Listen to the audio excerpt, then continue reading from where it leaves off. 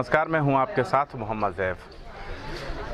कई दिनों से अभ्यर्थी जो हैं वो धरना प्रदर्शन कर रहे हैं, शिक्षा मंत्री के खिलाफ नारेबाजी कर रहे हैं, लेकिन अफसोस की बात है कि गूंगी बहरी सरकार जो है उनकी तरफ देखने का काम भी नहीं कर सकती है। मैं आपको बता दूं, इस वक्त मैं निशातगंज के पास हूं, जहां पर पानी के टंकी पर ये 69,000 जो भर्ती का मामला है, कुछ लोग हैं जो टंकी पर चढ़े हुए हैं। आप देख सकते हो टंकी के ऊपर जो है महिला भी जो है किसी से शायद बात कर रहे हैं। उसके ऊपर देखिए हाथ जोड़ है, सबसे ऊपर तिरंगा, तिरंगे के नीचे जो है लड़का है जो दिख रहा है कैमरे में। तो ये लड़का जो है वहाँ से हाथ जोड़ रहा है कि इसका भी हमें शब्द नहीं सुनाई दे रहा, लेकिन विनती यही लग रहा है कि ए गूंगी बहरी सरकार, प्लीज़ सुन लो मेरी भी गुहार। लेकिन सरकार तो सरकार है साहब, वो क्यों सुनना चाहेगी इन गरीबों की और ये बेरोजगार युवाओं की आवाज़ आखिर क्यों सुनेगी। इन लोगों से हम बात करेंगे। लगातार हम लोग दिखा रहे हैं, कवरेज कर रहे हैं, एक बार नहीं कम से कम 10 बार दिखा चुके हैं, लेकिन इन लोगों की जो मांग है वो सरकार क्यों नहीं सुन रही है। क्या ये योग्य नहीं है? इनसे जब मैंने बात किया तो इन्होंने साफ कह दिया कि साहब हम योग्य हैं, लेकिन मंत्री जी जो है गुंडे पे गुंडा और अपशब्द कहे जा रहे हैं। मंत्री का ऐसे भाषा शैली होना चाहिए कि नहीं होना चाहिए, बताइए। जहाँ तक मेरा सवाल है, मंत्री जी का तो ऐसा भाषा परिभाषा नहीं होना चाहिए, लेकिन उन्होंने एक जिद कर ली है कि हम लोग को गुंडा मवाली या जो कुछ भी कह ले। यहाँ तक कि उनका 5 साल का बच्ची जो कि डर जा रही है, लेकिन यहाँ पर हमारी बहनें भी बच्चियाँ लेकर आ रही, वो नहीं डर रही हैं उनके बयानों से।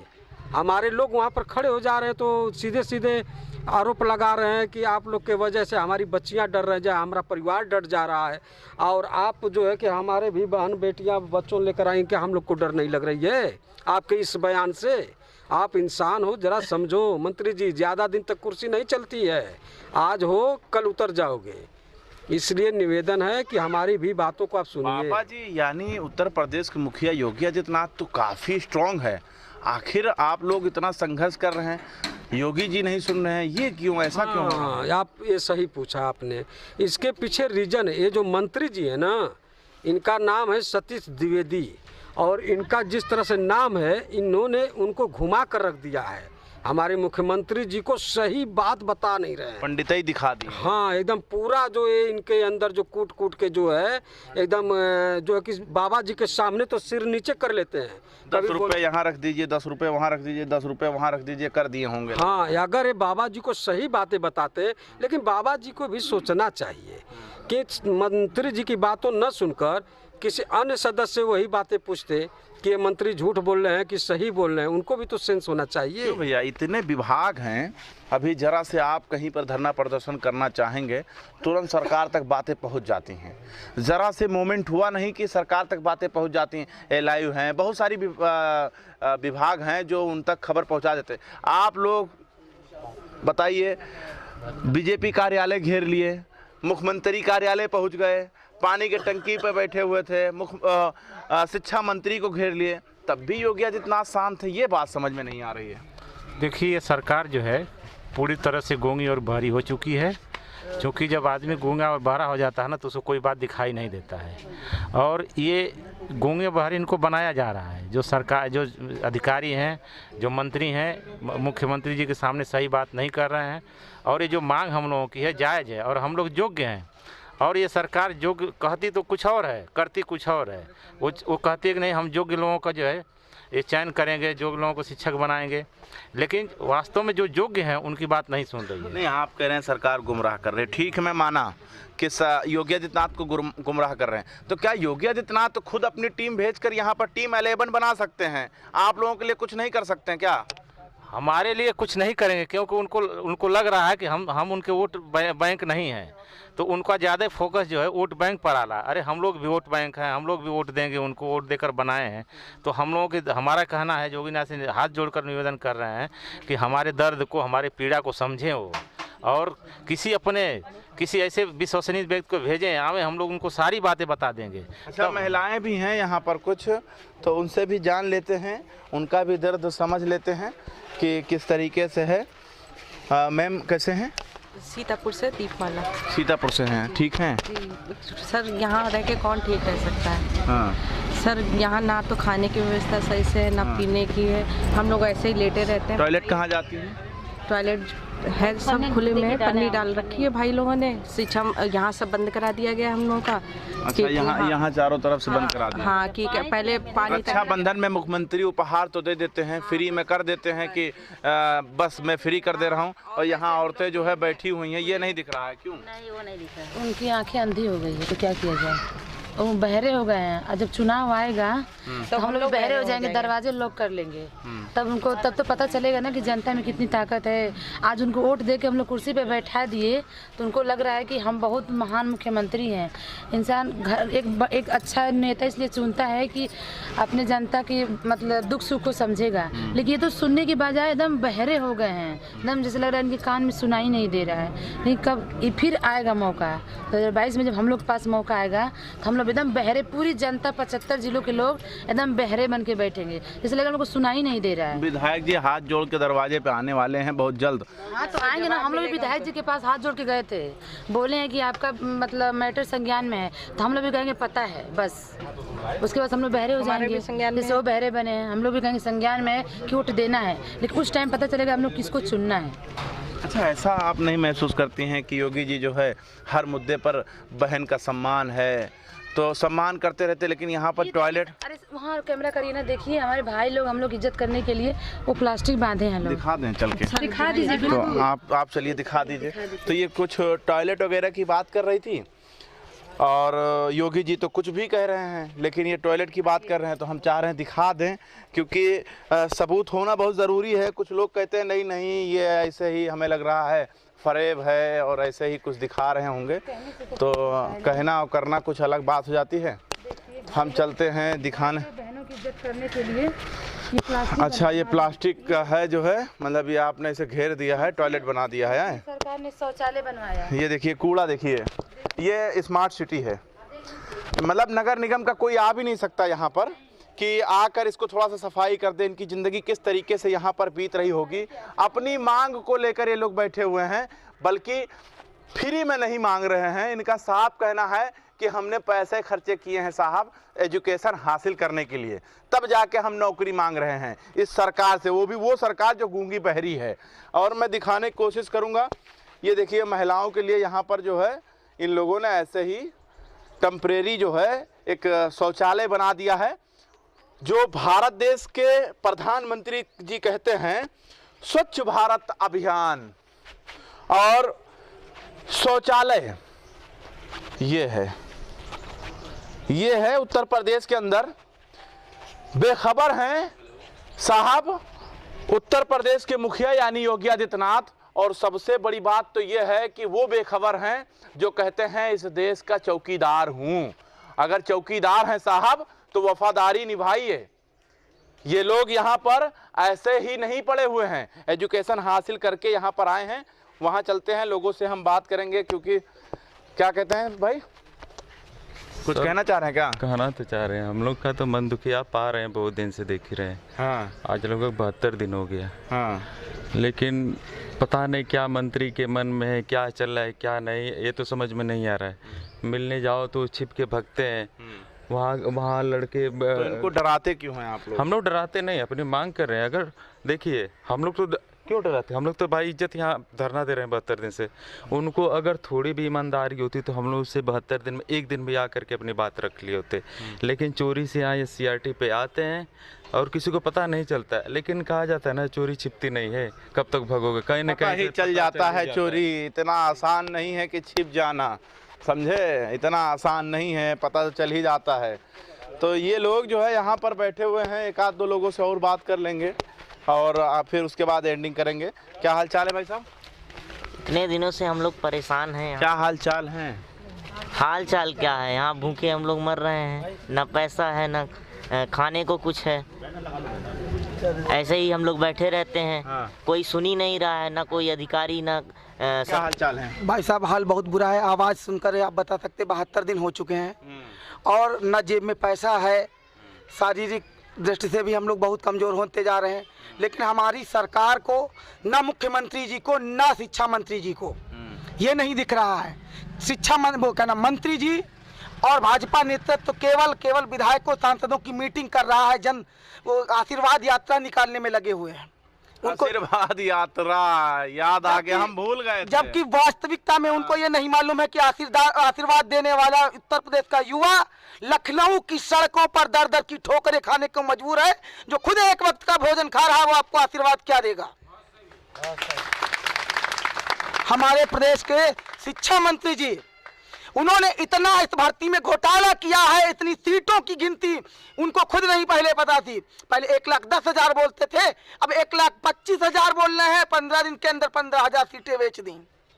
15 दिन में है। मंत्री जी को अगर अपने विभाग की सीटों की संख्या नहीं मालूम है, अगर आपका विभाग नहीं संभाला जाता तो किसी और को दो।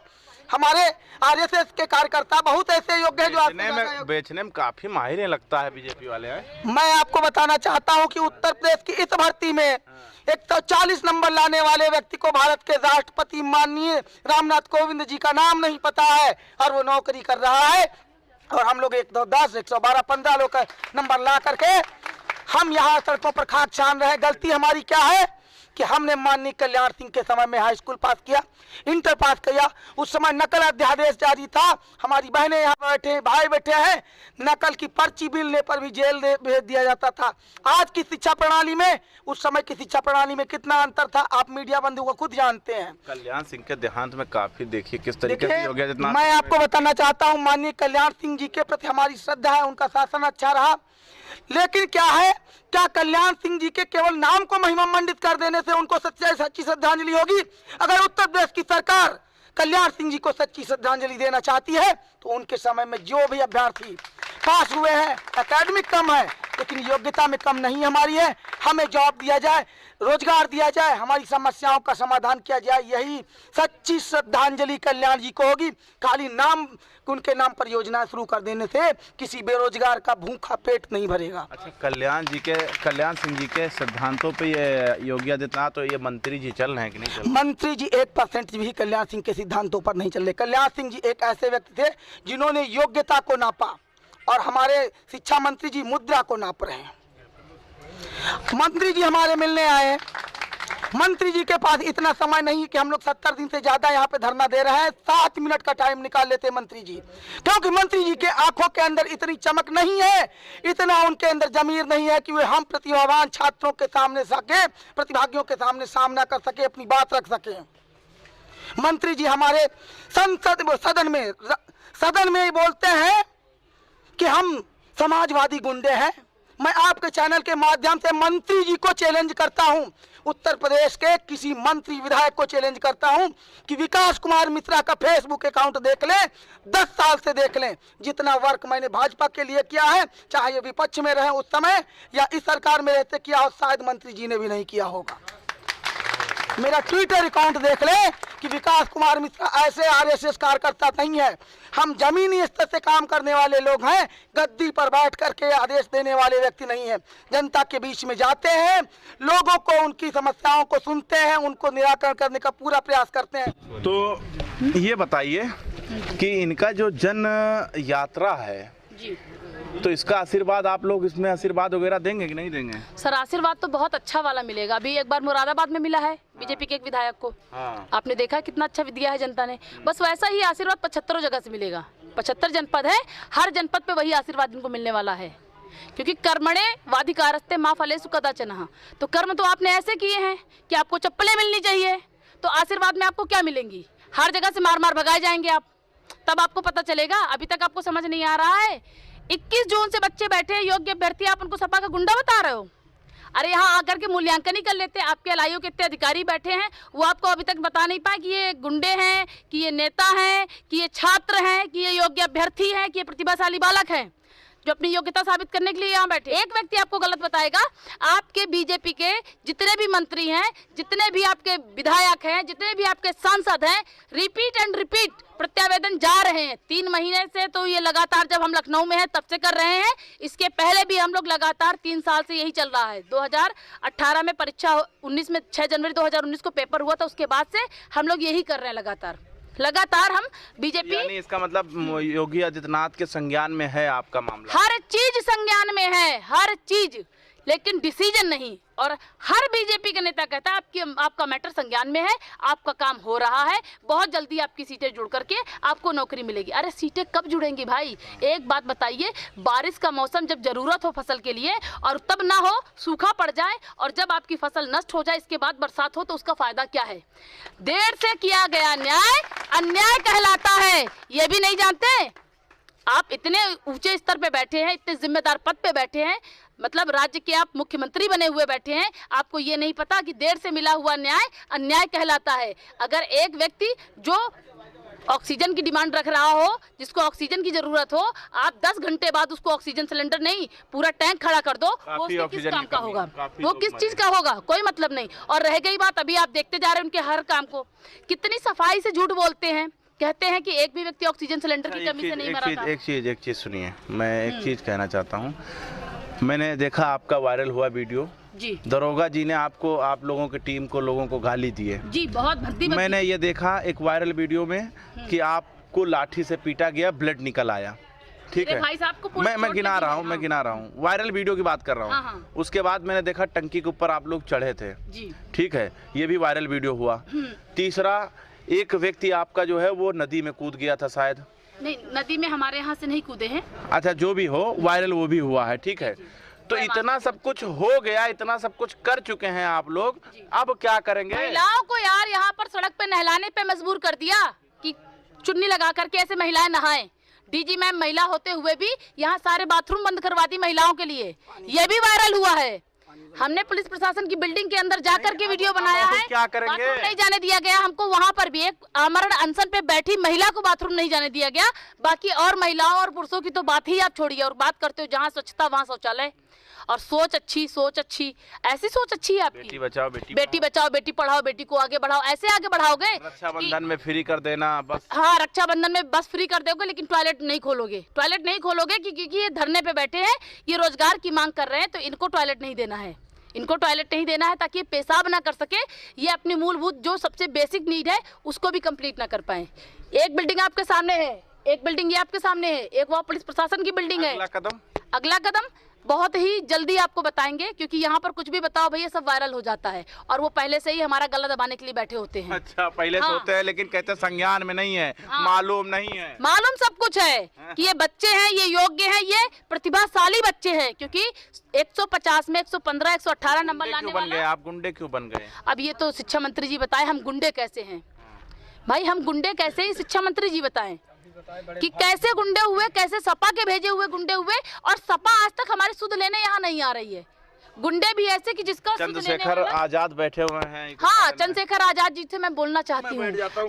आप आजाद कैसे हो? आजाद नाम की सार्थकता को पहले आप समझिए। हर कोई चंद्रशेखर आजाद हो ही नहीं सकता, होने के लिए उसको विचारों में आज़ादी होनी चाहिए, सोच में आज़ादी होनी चाहिए। आप तो कलुषित मानसिकता से घिरे हुए व्यक्ति हैं चंद्रशेखर जी। मैं आपको कहना चाहती हूँ, आपको उन व्यक्तियों का दर्द दिख रहा जो एमआरसी के बच्चे या आरक्षण के बच्चे बैठे हैं, वो भी योग्य हैं, वो भी मेरे भाई बहन हैं। मैं उनके हक की भी लड़ाई लड़ूंगी, ऐसा नहीं है। अगर समय आएगा तो मैं उनके साथ भी बैठूंगी, पर अभी हम यहाँ एमआरसी, एससी, ओबीसी और जनरल हर वर्ग की लड़ाई लड़ रही हूँ। मैं जनरल हूँ, ये मेरा अपराध नहीं है। ईश्वर ने मुझे जिस घर में भेज दिया मैं आ गई। यहाँ डिवाइडेशन, ये जाति का, वर्ग का, समूह का जो है आप लोग करते हो, और राजनीति जाति के नाम पे आप खेलते हो। आप अपने चेहरे चमकाते हो, अपनी राजनीति चमकाते हो, कहते हो मैं आज़ाद हूँ। आज़ाद अपना नाम हटा करके गुलाम रख लीजिए, चंद्रशेखर गुलाम रख लीजिए, आज़ाद नहीं चंद्रशेखर गुलाम रख लीजिए। और अगर आज़ाद हो तो जैसे आप वहाँ 3 दिन बैठे हो उन बच्चों के साथ, तो आपका कर्तव्य बनता है, नैतिक कर्तव्य, कि ये भी वही बच्चे हैं ओबीसी के। भैया ओबीसी के हो कि किसके हो बता दो? जनरल के हो, उनसे एससी के हो, हाथ उठा दो भैया। लेकिन उनको जो है, उनको तो नेता बनना है उन्हीं लोगों का, तो यहाँ क्यों आएंगे? तो क्या आप बताइए, एक वर्ग विशेष के वोट से आप जीतते हैं? आपकी सरकार एक वर्ग विशेष बनाती है। अगर अभी यही बात मैं कह रही हूँ, अगर यहाँ जो ये चल रहा है, मैं आजाद जी के पैरेलल वहाँ पर अगर कहूँगी सवर्ण आयोग का गठन किया जाए और वहाँ मैं आमरण अनशन पे बैठ जाऊंगी, उत्तर प्रदेश का हर सवर्ण आ जाएगा, तब क्या होगा? तब क्या होगा, एक इतना बड़ा वर्ग विशेष होगा, क्योंकि मैं उस गंदी मानसिकता में नहीं जाना चाहती हूँ। मैं चाहती हूँ कि हर वर्ग का कल्याण हो, और यहाँ बात अब जाति धर्म से ऊपर उठकर हो।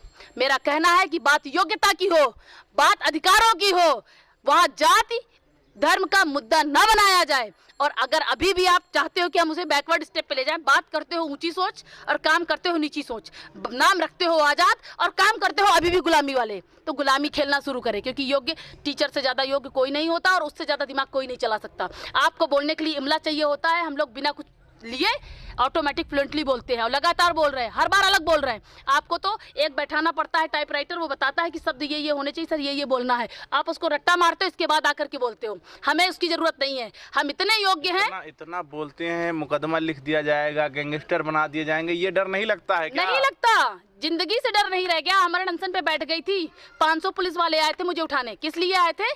क्योंकि इसको लेके जाओ, किसी भी तरह से अनशन तोड़वाओ, क्योंकि मैं बहुत गंभीर बीमारियों से ग्रसित थी और जानबूझ के मुझे ले गया, मेरा इलाज तक नहीं कराया गया। मुझे यहाँ से जबरदस्ती कोविड टेस्ट कराया गया, लेकिन इलाज नहीं हुआ, मेरा इलाज नहीं हुआ। गंभीर बीमारियां थी मेरी, मैंने मेडिकल दिखाया, सब कुछ दिखाया, इलाज कुछ भी नहीं हुआ। सिर्फ मुझे कोविड टेस्ट कराने के लिए फोर्स किया जा रहा था, जिसकी वजह से मैं कानपुर गई। कानपुर से मैं मेरा इलाज दवा लेकर के फिर मैं वापस आई हूँ। 22 दीजिए और 22 लीजिए। तो ये लोग हैं जो लगातार जो है अपनी मांगों को लेकर यहाँ पर धरने प्रदर्शन पर बैठी हुई हैं। आवाज़ इनका कम नहीं है, हालांकि गूंगी बहरी सरकार के सामने, लेकिन अब इनके चेहरों पर खुशी कब देगी सरकार, ये तो वक्त बताएगा। लेकिन एक बात सच है, वक्त से पहले अगर इलाज हो जाएगा तो मौतें शायद बहुत कम होंगी। तो जुड़े रहें हमारे साथ और देखते रहें SB News 24। कैमरामैन चांद के साथ मैं मोहम्मद ज़ैफ, लखनऊ।